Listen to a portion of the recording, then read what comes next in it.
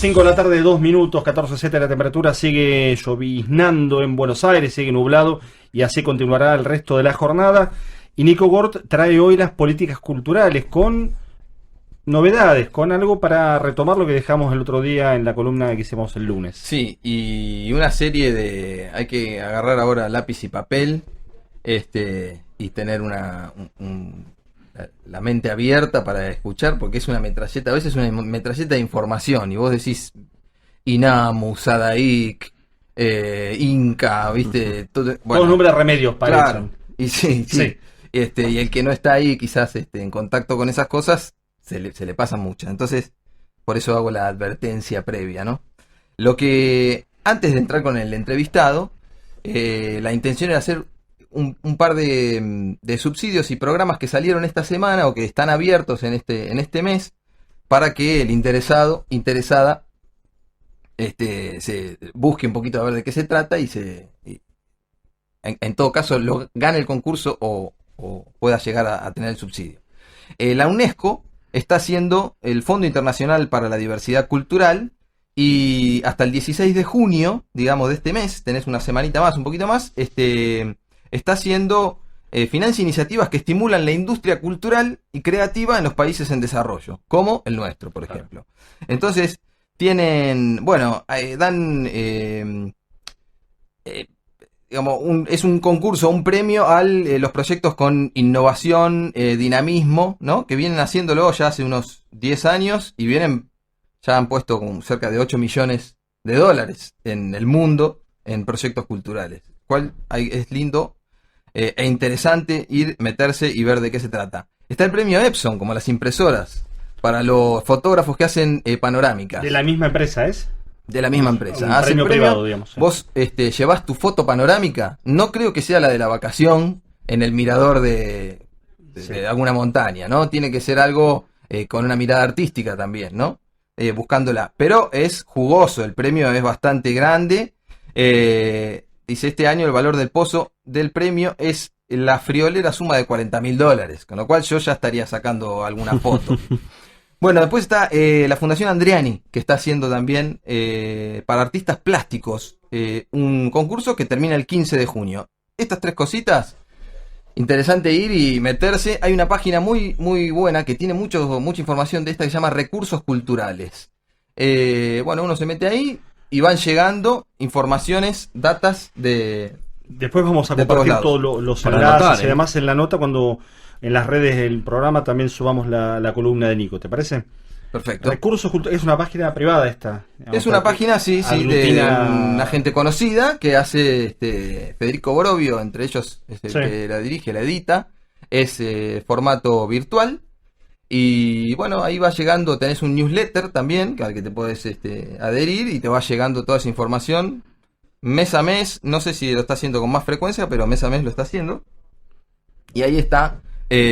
Mucha data y mucha información. Y después están, bueno, hablamos la semana pasada de toda la cantidad de subsidios de ciudad, nación, provincia.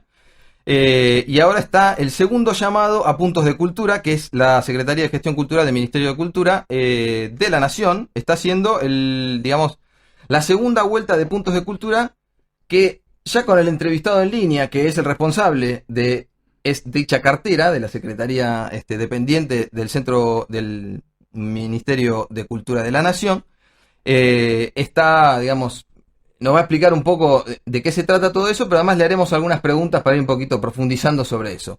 Maximiliano Uceda, ¿qué tal? Nicolás, Pablo, Gastón, te saludamos acá desde Radio Cooperativa en Puro Contenido. Bueno, ¿cómo les va? Buenas tardes. ¿Qué dice? ¿Todo bien? Yo sí, no lo voy a titular porque sé que es un joven mendocino. Sí, tratémonos como generacionalmente. Nos tuteamos generacionalmente. Bueno, yo tengo 40 años, acá estábamos hablando de las edades hace un ratito. Con aislamiento correspondiente, ¿no, Maximiliano? Por supuesto. Sí, en la medida que podemos, también, bueno, los funcionarios nacionales tenemos la responsabilidad de ser los que pongamos el cuerpo en algunos lugares para que la ciudadanía no lo tenga que hacer. Así que cuando nos toca salir en alguna tarea específica que el gobierno nacional lo necesita, lo hacemos, pero bueno, con los permisos y con los cuidados que corresponden, porque no por ser funcionario uno no es de riesgo, digamos. Ajá. Aparte yo tengo problemas respiratorios, entonces me tengo que Okay.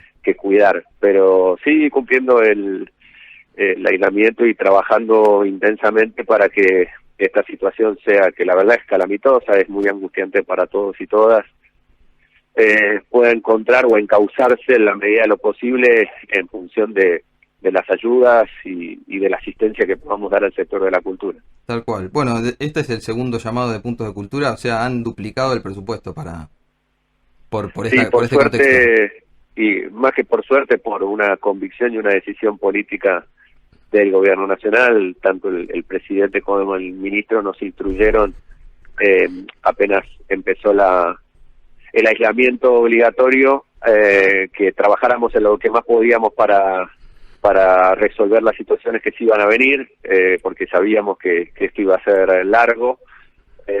Y bueno, la decisión fue apostar muy fuerte en el primer llamado con 50 millones de pesos para el programa Puntos de Cultura. El programa Puntos de Cultura es un programa que se creó en el 2011 en la presidencia de nuestra querida vicepresidenta Cristina Fernández de Kirchner, con una fuerte impronta en el apoyo, el acompañamiento y el desarrollo de la cultura comunitaria.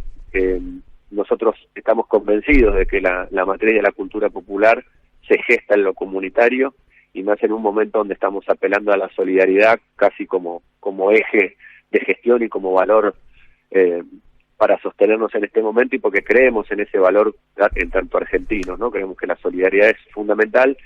Entonces la decisión política fue acompañar fuerte ese programa, y a medida que vimos la cantidad de gente que se iba sumando al proyecto y que iban llegando en tanto inscripciones y participación, el ministro tomó la decisión, a partir también de lo que nosotros le íbamos comentando, de pedirle al presidente la duplicación de ese presupuesto, así que por primera vez se van a haber puesto 100 millones de pesos dedicados a la cultura comunitaria, lo que es un hecho no solo histórico, sino que marca también la importancia que le vamos a dar a ese sector en estos 4 años de gestión. Maxi, y estamos hablando con Maximiliano Uceda, secretario de Gestión Cultural que depende del Ministerio de Cultura de la Nación. ¿Qué tipo de proyectos se espera apoyar, digamos, en este contexto? Vos hablas hay muchos puntos de cultura, los puntos de cultura uno puede más o menos intuir de qué se trata, pero ¿qué tipo de proyectos se esperan apoyar y qué tipo de acciones debería tener en cuenta la organización cuando al momento de presentarse, a ver si puede ser o no parte de estos puntos de cultura?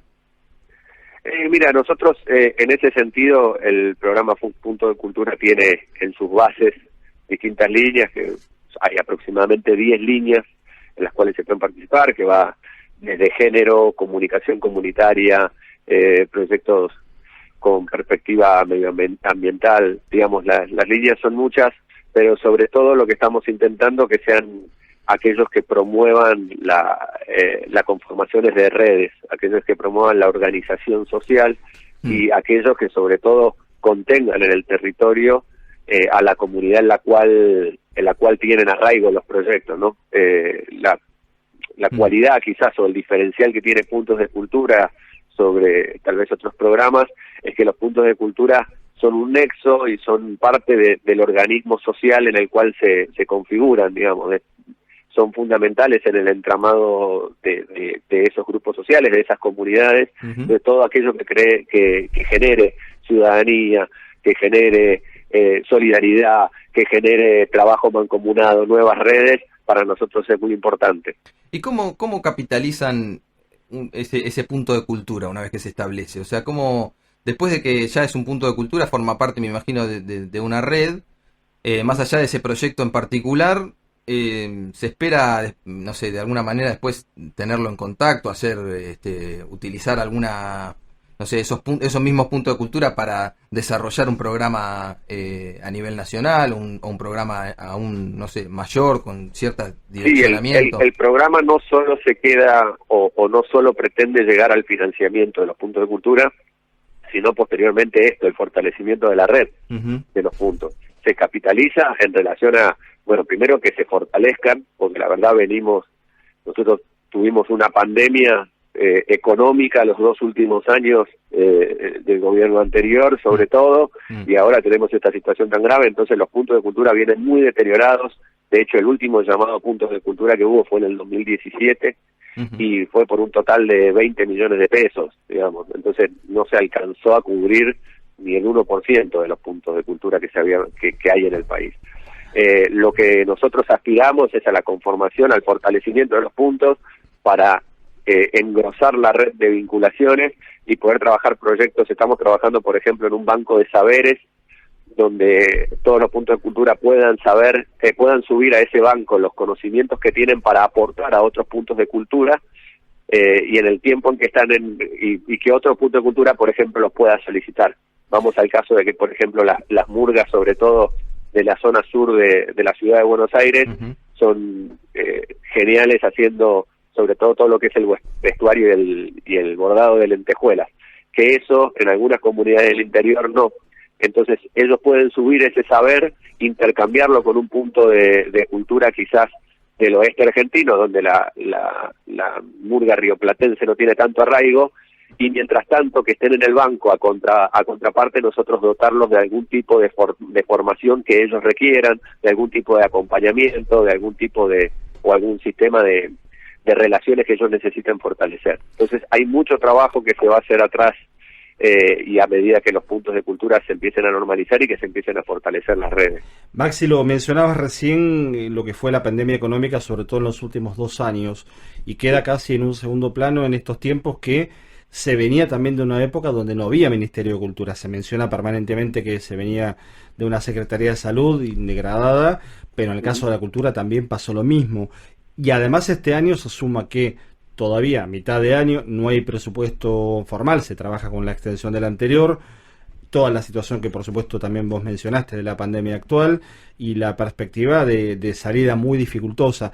Pese a eso, ¿cómo se puede sintetizar cuál es la importancia estratégica de la cultura en este contexto? Que alguno inclusive hasta puede decir, che, bueno, con todo lo que está pasando, la cultura parece algo menor, pero sin embargo hay una mirada estratégica que también sirva para punto de partida la cultura en ese sentido. Sí, hay muchas reflexiones en tanto lo que vos decís. Ciertamente veníamos habían degradado al Estado, veníamos de una degradación de lo estatal, veníamos de un ataque permanente. A mí me sorprende mucho cómo ha cambiado el discurso, incluso mediático, el discurso social, sobre lo que se opinaba de las docentes y los docentes, lo que se opinaba de los médicos del sistema público, lo que se opinaba de las organizaciones sociales, que fueron tan atacadas y tan degradadas en el gobierno anterior, y hoy son las que están, la verdad, y los que están poniendo el cuerpo para salvarnos, básicamente, para bancar y llevar contención en los lugares que hay que hacerlo, desde las organizaciones a las docentes que están dándole clases a los pibes en las casas, como los médicos que están poniendo el cuerpo en el sistema público. Entonces había una degradación del Estado. En ese punto sí, la salida va a ser muy difícil, pero desde lo simbólico, desde lo político y desde ciertas acciones que tomó el gobierno nacional, sobre todo de volver a poner al Ministerio de Salud donde debe estar, el Ministerio de Trabajo donde debe estar, que también había sido degradado en Secretaría, y al Ministerio de Cultura, me parece que habla de una recomposición no solo del Estado, sino también del concepto de política pública. Y en ese sentido vemos que tenemos un presidente que decidió volver a poner a la persona en el centro de las políticas públicas, poner al ser humano en el centro de las políticas públicas. Habla de que la cultura va a ser un elemento fundamental, porque la cultura es el sustrato donde todas nuestras construcciones se amalgaman, las históricas, las territoriales, las políticas, las estéticas. Incluso gran parte de las discusiones políticas se encarnan en el ámbito de lo cultural y sobre todo se expresan desde la cultura. Entonces creo que la salida, y sobre todo después de esta pandemia, que aparte no llama la atención, pero fue algo que sucedió, la mayoría del consumo que hemos podido ejercer todos los ciudadanos dentro de nuestras casas ha sido el de alimentos y el cultural. Hay datos concretos que hablan de cómo aumentó la cantidad de suscriptores a las plataformas digitales, cómo se multiplicó la venta de libros, de ebooks y de elementos de la cultura, de la industria cultural en formato digital, con lo cual evidentemente la salida siempre es a través de la cultura, la contención en este momento, en la cultura también en el formato del entretenimiento, pero también desde la reflexión cultural, y la salida tiene que ser cultural, porque creo que el cuestionamiento principal en el que nos pone el COVID, aparte de observar una fisura, ¿no?, en el sistema en el capitalismo y sobre todo en el capitalismo financiero, creo que la fisura que más nos muestra es que la discusión es cultural, es qué tipo de capitalismo queremos, qué participación del Estado queremos dentro de la economía, cómo queremos vivir las relaciones entre nosotros y nosotras, y cómo queremos vivir la relación con el ambiente. Si bien son todas discusiones profundamente políticas, en lo que es la vida social argentina, son de extremada profundidad cultural, porque nos ponen en disputa entre los dos modelos que siempre han habitado en este país. Maxi, hablas de los saberes culturales que fueron olvidados. ¿Por qué fueron ignorados los saberes culturales? Los saberes culturales, ¿por qué fueron ignorados? Vos decías que vienen de un maltrato bastante amplio, en el cual, ¿por qué crees vos que se le ha ignorado tanto desde que empezaron a trabajar ustedes? Ha cambiado, pero previo, ¿por qué crees esto?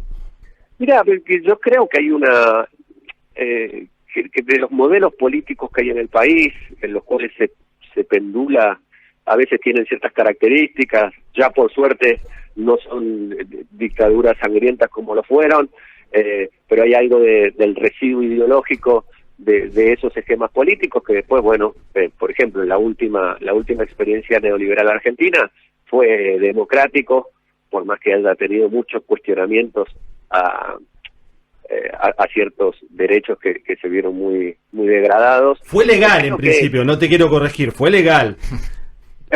Fue legal. Cuando se restablezcan los cafés, nos tomamos un café, lo de democrático, y lo charlamos un rato. Sí, bueno, en lo políticamente correcto fue democrático y legal, después podemos discutirlo más en profundidad, pero en lo concreto creo que hay una matriz muy fuerte de desprecio a lo popular. Hay una cuestión en esto que se inicia o que claramente se cristaliza en esa división entre civilización y barbarie, que creo que es la antinomia más nefasta, de la cual Latinoamérica no ha podido al día de hoy superar, y muchas de las discusiones se siguen dando en torno a esos dos tópicos que se contraponen cuando en realidad funcionan de manera simultánea.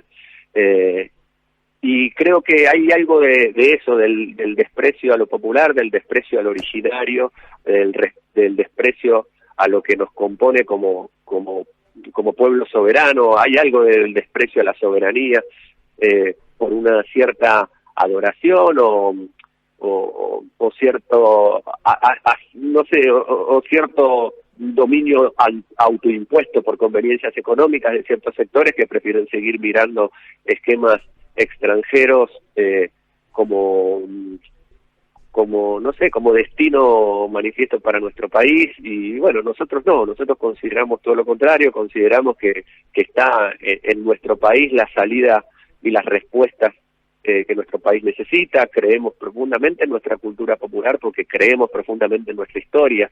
También el otro modelo tiene una negación de la historia por conveniencia y por necesidad para la aplicación de ciertas políticas. Digo, negar la historia es negar desde dónde venís, y te permite imponer políticas que ya se han practicado y que fueron nefastas, digamos, ¿no? En los últimos 4 años vimos eso, volver a poner políticas que ya habían sido malas, con una permanente negación de la historia. Y bueno, en eso va enmarcado también el olvidarse de los saberes culturales, básicamente porque los saberes culturales son la cristalización de la cultura popular. Entonces creo que va atado todo a un sistema ideológico que sostiene ciertas prácticas políticas que creo que ya como país tenemos que cambiarlas, y que creo que hasta esos sectores deben cambiarlas en función de su propio sistema de ideas, ¿no?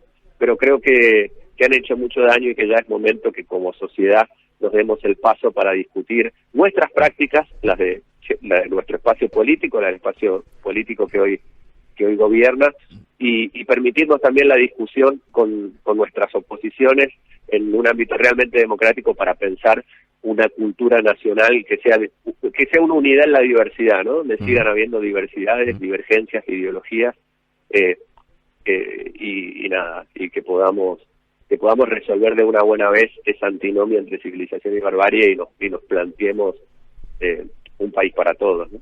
Está muy bien, estamos hablando con Maximiliano Uceda, secretario de Gestión Cultural del Ministerio de Cultura de la Nación. Y Maxi, te hago una última y ya estamos. Veníamos hablando de todo este consumo digital, ¿no? Veníamos hablando de puntos de cultura y una gestión sobre eso, pero también encuentro este último tiempo hay varias agrupaciones que de una u otra manera están solicitando, bueno, qué sé yo, entre músicos organizados o músicos unidos o gente del teatro, algunas alternativas a la posibilidad de trabajar, viendo que frente a lo que parece ser un poquito prolongada la cuarentena y este aislamiento, va a ser difícil volver a los escenarios y a ese terreno, digamos. Pero de alguna manera también se abre una puerta en esto que decís vos de lo digital, que se está consumiendo a nivel digital. Ya se están haciendo gorras digitales, formatos nuevos.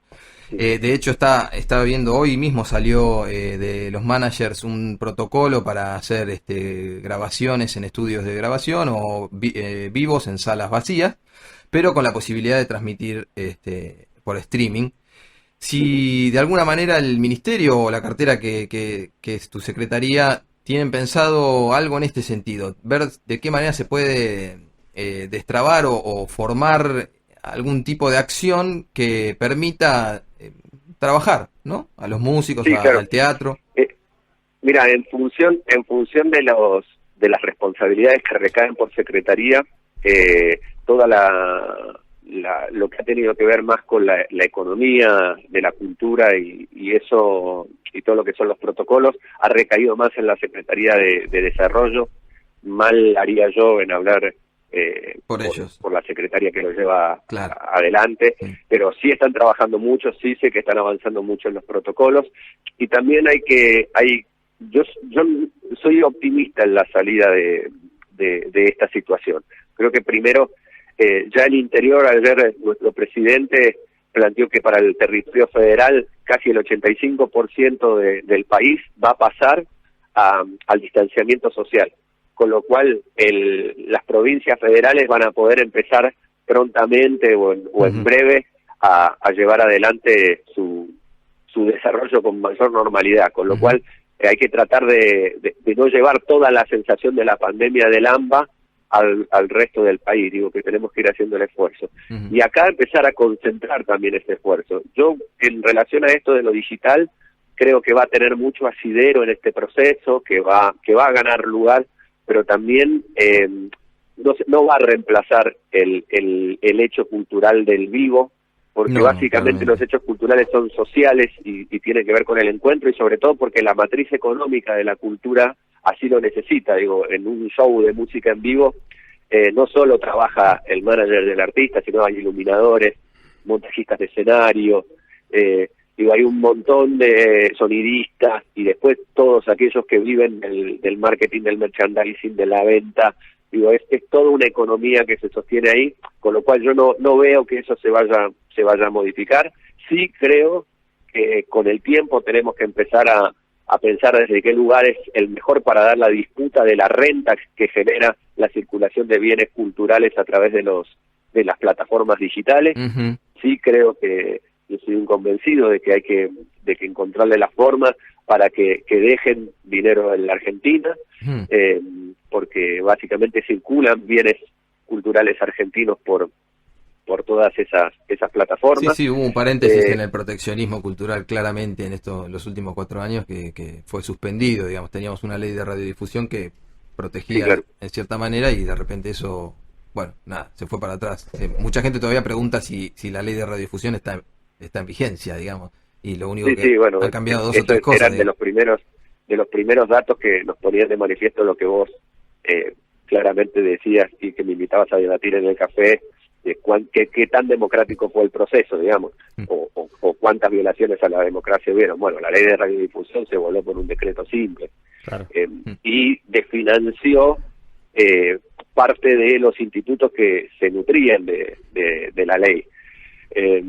Pero bueno, todo eso ya quedó atrás y hay que ir para adelante sin olvidarse de eso, claramente. Pero sí hay que pensar en una nueva manera de entender la disputa de la renta de nuestro sector, que es el sector de la cultura, de las industrias culturales, de la producción de sentido, y bueno, y hay que salir a disputar esos porcentajes porque son los que nos darían en estos momentos, por ejemplo, las herramientas para resolver ciertos conflictos, y sobre todo hay que empezar a pensar un proteccionismo inteligente, digamos, donde la protección sea el fomento para el desarrollo privado del sector también, que el sector privado pueda desarrollarse, y donde el sector público pueda ir llevando los lineamientos de lo que considera cultura popular, digamos, porque yo en eso sí estoy convencido que la cultura en todos los ámbitos siempre es pública y puede ser de administración privada, pero siempre es pública, con lo cual el Estado Nacional debe estar siempre salvaguardando que los valores en los cuales los argentinos y las argentinas y les argentines estamos de acuerdo sean aquellos que la cultura reproduzca en todos los ámbitos, ¿no? No solo por lo que significa la colonización cultural, sino por la reproducción y la construcción del sentido común, que bueno, a las claras estamos viendo donde se pueden hacer manifestaciones en el país donde hay gente que niega el virus o que cree que la Tierra es plana o que va en contra de las vacunas, y bueno, ahí es donde hay que disputar claramente el sentido común y darnos cuenta que acá hay algo donde los medios de comunicación, donde el nuevo sistema de circulación de la información pone en jaque ciertas cuestiones de las estructuras de los Estados-nación, y bueno, hay que dar esa disputa y esa disputa hay que sostenerla, para mí, desde lo cultural, como la guía rectora.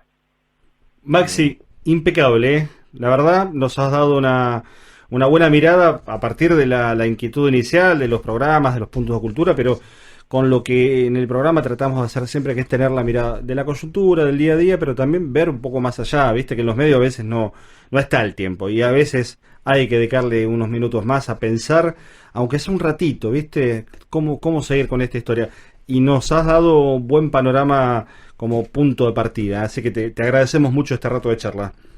No, por favor, cuando quieran estoy a disposición, así que les mando un abrazo.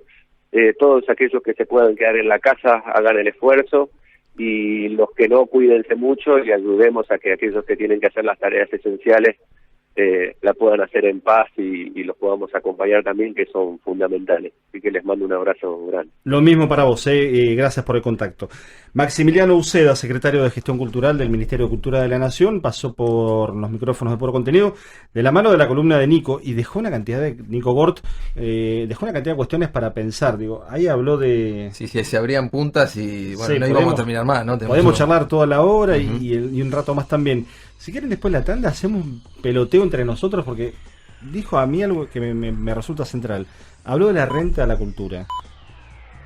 5:30 de la tarde, momento de hacer la tanda, pero lo vamos a charlar un ratito ahora. Y por supuesto tenemos los infos breves, vamos a resumir lo que dejó el anuncio de anoche con la palabra de Alberto y demás, pero vamos a aprovechar este momento también para pensar en clave de cuál es la disputa que hay detrás de esto. Hablar de la renta a la cultura es hablar de modelo de país, hablar de una estructura de país, y qué mejor oportunidad que este bolonqui fenomenal para también pensar en clave cultural y en clave de lo que hay detrás de la cultura y de las industrias culturales. Ahora en un minuto lo charlamos, hasta las 6 tenemos todavía un rato aquí en Puro Contenido.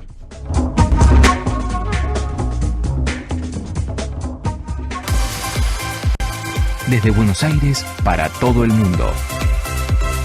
radiocooperativa.com.ar. La 770 se siente.